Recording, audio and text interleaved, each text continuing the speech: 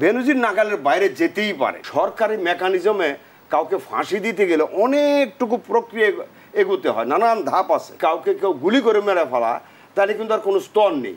দুজনকে একটু অভিন্ন প্রশ্ন করতে চাই, দেশের রাজনীতি কোন পথে? জনাব কুদ্দুস আফরাদ, আপনি যদি শুরু করেন। ধন্যবাদ আপনাকে। যারা এই মুহূর্তে দেশ টিভির সামনে আছেন আপনাদেরকে শুভেচ্ছা আমাদের আজকের সহ-আলোচক অধ্যাপক কামরুল হাসান ভাইকে। বিষয়টা হচ্ছে আপনি যেটা বলছিলেন যে দেশটা কোন পথে, দেশটা যেভাবে এগোচ্ছে এইভাবে এগোচ্ছে, এখানে খুব একটা যে ব্যতিক্রম কিছু আছে তা না। একটা বাজেট এসছে, এর আগেও বাজেট ছিল, তার আগেও বাজেট ছিল। এই বাজেটের পর এরকম আমরা কথাবার্তা প্রায় শুনছি। এবার বাজেটকে কিন্তু বিএনপি বলছে যে বেনজির বাজেট, বেনজির যেভাবে লুটপাট করে গেছে বাজেটও আসলে লুটপাটকারীদের সুযোগ দেওয়া হয়েছে। এক সময় এক এক কথা হয়, এগুলো ঠিক আছে যে তকমাটা দিচ্ছে এটাকে মানে বেনজির বাজেট, কখন এটা অন্য বাজেট হয়, এরকম বলা হয়। বেসিক্যালি এটা তো হচ্ছে রাজনৈতিক বক্তব্য, এইটা বাজেটের ব্যাপারে কংক্রিট কোনো বক্তব্য না।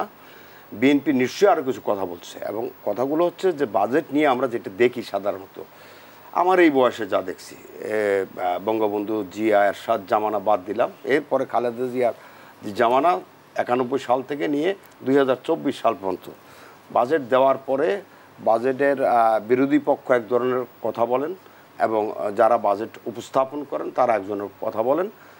এর মধ্যে আমি বাজেট মুখ থুবড়ে পড়তে দেখছি 2007-08 অর্থ বছরে, যেটা ছিল তত্ত্বাবধায়ক সরকারের বাজেট। দারুণভাবে এরশাদ আমলে আমি বাজেট মুখ থুবড়ে পড়তে দেখছি। ডক্টর মাহবুব সাহেব মনে একজন অর্থমন্ত্রী এনেছিলেন, তার বাজেট। তো বাজেটের বিষয় হচ্ছে বাজেটগুলো যখন দেয়, বাজেট যদি বাস্তবায়ন করতে না পারে তাহলে তো মধ্যেই তাদের বাজেট থমকে যাওয়ার কথা, মুখ থুবড়ে পড়ার কথা, অনেক কিছু উলটপালট হয়ে যাওয়ার কথা। হচ্ছে না, তো হবেও না, এটাই স্বাভাবিক।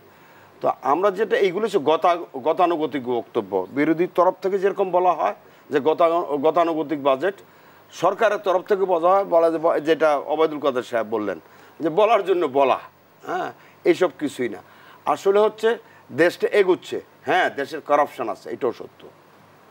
যেহেতু ডেভেলপমেন্ট আছে, ডেভেলপমেন্ট যেখানে থাকবে, এটা দুনিয়ার আমেরিকায় হোক, মিডল ইস্টে হাত কাটা হয় না, ওই দেশও চুরিচামারি আছে।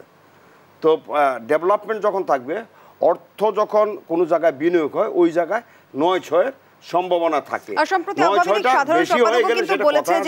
Corruption is a way of life, কিন্তু আমাদের দেশের বাস্তবতায় আমরা করাপশনকে এতটা সরলীকরণ করতে পারি কিনা, সেই সুযোগ রয়েছে কিনা? মোটেই না, করা হয়, কিন্তু এটা মোটেই করা উচিত না।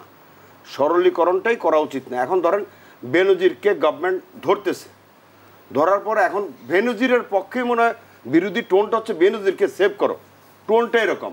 টোনটার জন্য যদি আরও কিছু তথ্যপাত্র দিয়ে বেনজির আরও কিছু অপকর্ম বা অন্যান্য তথ্য দিয়ে যদি গভর্নমেন্টকে সহযোগিতা করা হতো, সাধুবাদ জানানো হতো এবং বলতো যে আমরা আপনাদের পাশে থাকবো।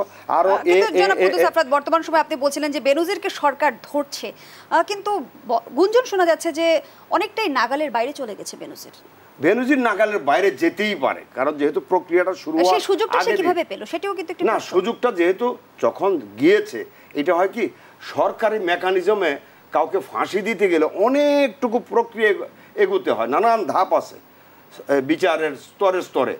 তো আপনার যে এইখানে যদি কাউকে কেউ গুলি করে মেরে ফেলা, তাহলে কিন্তু আর কোনো স্তর নেই। সেই জন্য এই সরকারি স্তরগুলো যখন যায়, আমাদের সিস্টেম যেটা আইনের যে সিস্টেম, এই সিস্টেমে অনেক ফাঁক করে কিন্তু আমাদের এই চোর বাটপাররা বেরিয়ে যায়, চোর বাটপাররা রক্ষা পায়।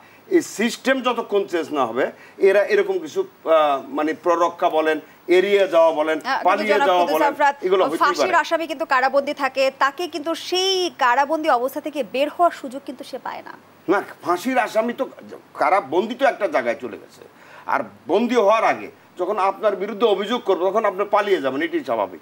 আমার বিরুদ্ধে যদি থানায় কোনো এফআইআর করে আমি পালিয়ে যাব, এইটা অতি স্বাভাবিক। আমাদের এইখান থেকে বাচ্চু রাজাগারের কথা মনে আছে, এই গভর্নমেন্টের তো হাইয়েস্ট প্রায়োরিটি ছিল সেই সময় 9 থেকে আপনার 14 সরকার পর্যন্ত, অর্থাৎ 13 শেষ পর্যন্ত, সেই সরকারের হাইয়েস্ট প্রায়োরিটি ছিল যুদ্ধাপরাধীদের বিচার করা।